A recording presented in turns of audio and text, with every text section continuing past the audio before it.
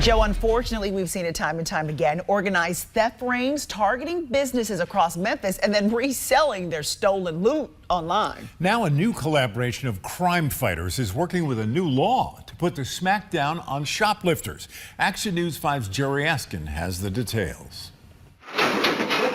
Smash and grab scenes like this have Memphis store owners seeing red. Very frustrating. Yeah, I mean, it's money out of my pocket, right? Look at these guys outside of Buster's Liquors and Wines. They drive up, ram a vehicle through this glass, and then swipe whatever they're able to get their hands on. Josh Hammond is Buster's co-owner. After our third break-in, we ate the whole thing. It cost us, roughly $35,000 in damages and stolen goods, and then I had to put about $40,000 worth of bollards up. For years across Memphis, businesses have been targeted after hours by what investigators say are organized crime syndicates. Smash and grab thieves recruited by ringleaders to do dirty work, then resell the goods on makeshift black markets. Things got so bad in 2023, Memphis police and the Shelby County DA's office launched Operation Broken Bottles to go after organized crime rings, arresting and prosecuting more than 30 thieves. The arrested individuals were part of a well-organized network led by a handful of individuals who recruited others to carry out these crimes. Hammond hasn't had a store break-in since Operation Broken Bottles launched, but he still wants to see stricter punishments for culprits, especially repeat offenders. We got to have methods at work. I mean, if you're going to slap, if you're going to arrest them and they get out of jail the next day, slap on the wrist justice isn't working, right? Forrest Edwards would agree with that. When these offenders hit a store, it's not a one and done. They're going to one store and then driving to another store and then driving to another, and they're racking up a string of crimes.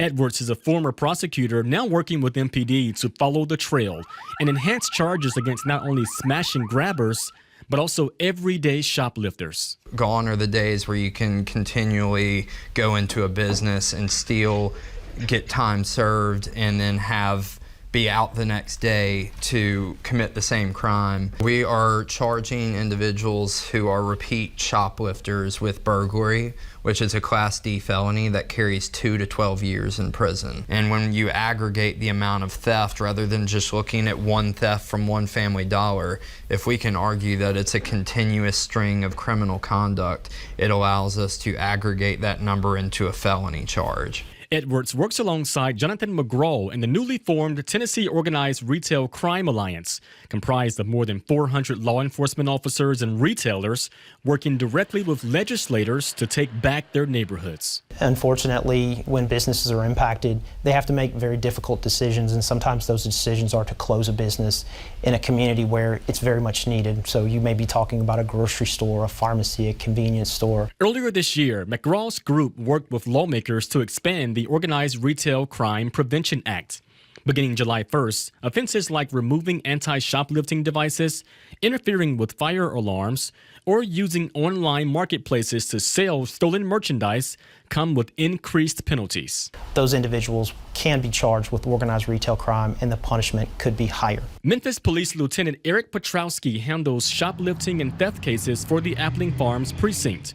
In order to improve response time to retail thefts in that area, around 60 store owners collaborate with a dedicated team of retail investigators and patrol officers to communicate and share video in real time. It started out mainly with the anchor stores, and then it kind of bled into some of the smaller stores or chain stores. The crackdown appears to be working. Since 2023, more than 150 people have been arrested for retail thefts in the Appling Farms area, including beer thieves. You would think that's not that big a deal, but they were responsible for over $50,000 in retail theft from West Tennessee and Arkansas.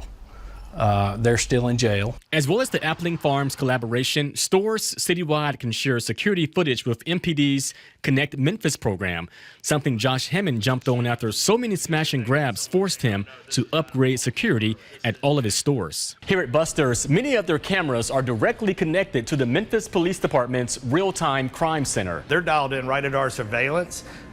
They can see what's going on in our parking lot anytime they need to access our cameras. And in the Highland store, they can actually see what's going on in the store. What's neat about these cameras here, they're 360 cameras, so they're They're getting a whole lay of the land. Whatever it takes to stop a swarm. It's time for change. We're all sick of it, you know? In Memphis, I'm Jerry Askin, Action News 5.